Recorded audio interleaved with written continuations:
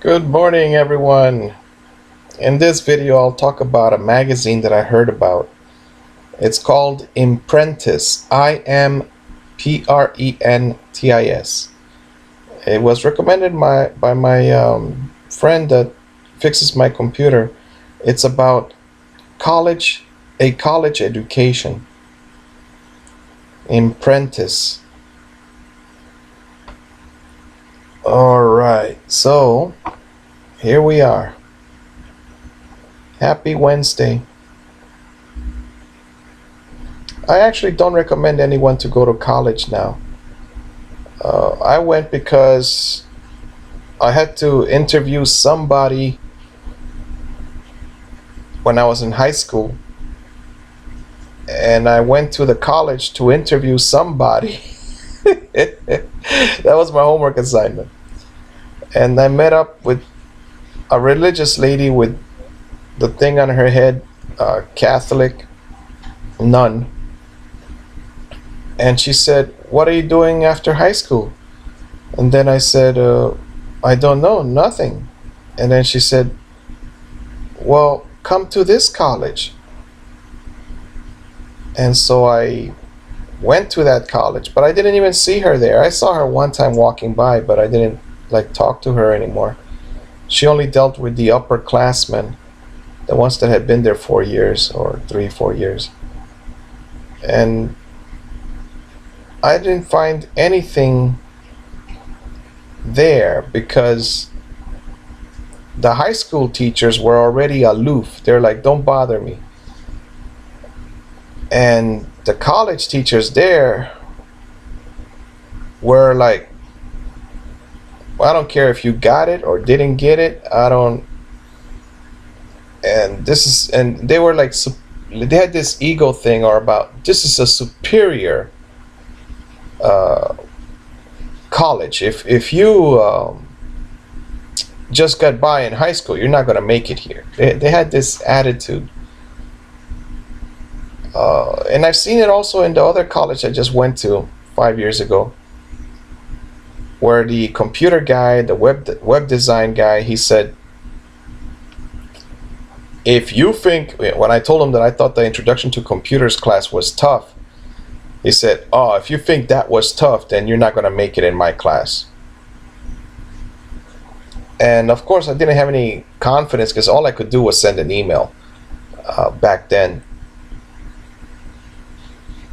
And he mentioned that, well, what I expect from a teacher is encouragement. For instance, look at the Barefoot College.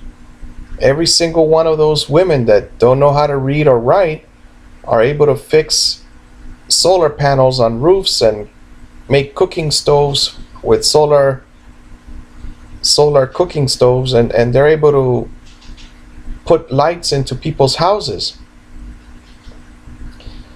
And was it Bunker Roy, the founder? I think he said, founder of the Barefoot College, he said, these grandmothers have the equivalent of 5 years of training at a traditional college. But it's all hands-on. And that's the way I want my children to learn.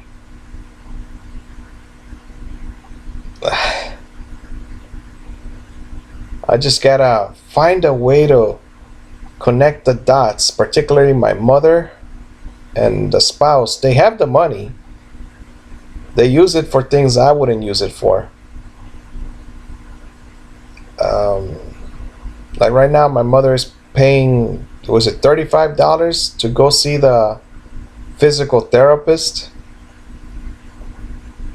I don't know what he does or she does, the therapist. And get some massage, but I know my mother likes massages, so she's missing love from her father, who's dead. But my mother, she didn't have any love, I think, in her life. My daughter is cold. I am cold, but I'm not that cold. I mean, let's see. To my daughter, I am cold. To my son, he's like right next, shoulder to shoulder. As in parenting techniques, it says, talk to your children while doing a shoulder to shoulder activity. Like the other day, I had a book in my hand. And I was swinging the hammock.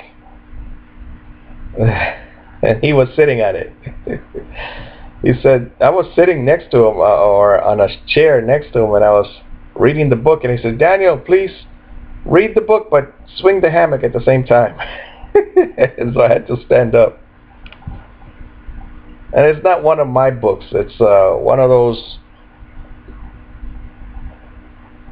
well, I'll show you the name of the book. It's a basketball book.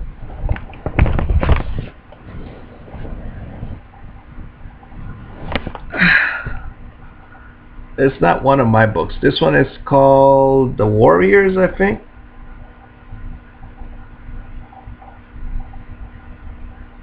It's a middle school book, I think. Matt Christopher, Hot Shot, the exciting sequel to Slam Dunk series for kids. I think it's Julian was once the star center of the Tornadoes, but when he joins a new team after his family moves, he suddenly finds himself the star bench warmer. So that's what this is about. It's about two different coaches. One, the champion from last year, right, where Julian was the star center in the team, and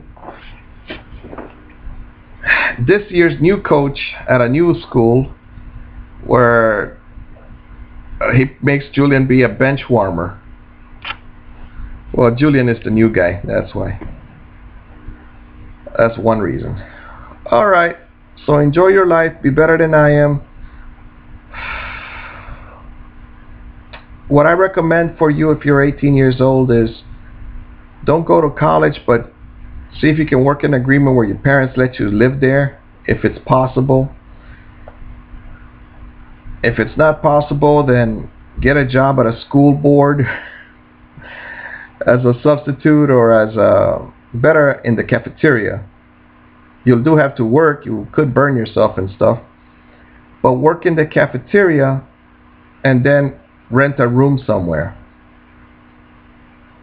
Life is very tough once you're 18 and your parents are yelling at you and etc. I do recommend not to get a car. That's why if you ride your bicycle to school, you could work at the school cafeteria. And your fingerprints should be good right now. You haven't done anything, you haven't smacked a girlfriend or anything like that. So you should be able to get that job. Yeah, I know the fingerprint thing, I think it costs $150. Is that what it costs now? And you gotta fill out a long application. But for you it's easy. You're just 18 years old. Where were you for the last 10 years? In school. Boom. You don't have to tell them what job you had. And then once you work there, just get an electric bicycle with a generator. Go watch the blind guy, the video about the blind guy that rides this electric bicycle for 134 miles or something with a generator, electric generator. What I do recommend if you're 18 years old is, and you are able to stay at home, go work with Habitat for Humanity. Go on your bicycle, learn carpentry skills right there, and then from there perhaps get into carpentry. Just work in that field. It'll be a lot of hard work, but you'll be years ahead of anybody else. Again, I don't recommend cars, but if you go to the carpentry road, you'll be able to buy a car once you have some skills. And from there, you could buy a laptop, buy internet, and get some college classes. after you're working as a carpenter. Gosh, I didn't make it though. It's a lot of hard work. It's very hot in Florida. Too hot. But if you work at somewhere like where there are a bunch of rules that people do follow, like the OSHA rules, the federal law. I worked at some places that they don't follow any of the rules except for the goggles, but even those they don't follow. The hard hats they don't follow. That don't work in the balcony if there's no guardrail, they don't follow that. Some very dangerous jobs. They're muscular work too, a lot of lifting. Stepping on a nail. Those are jobs really I wouldn't do. I did it for a while, but that was just because I was curious, what's it like? And it's a lot of hard work, and I don't see the purpose of it. At this day and age, if you want to live in a 4-story building, then you build a 4-story building, but I don't want to deal with the stairs. It's too much work.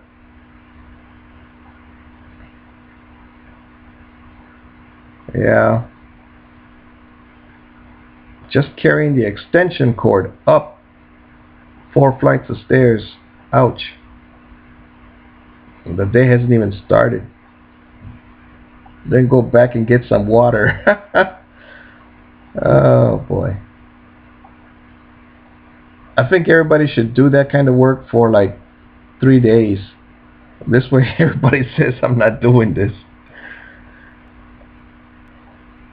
So you need a money skill. You know what Booker T. Washington calls skilled hands.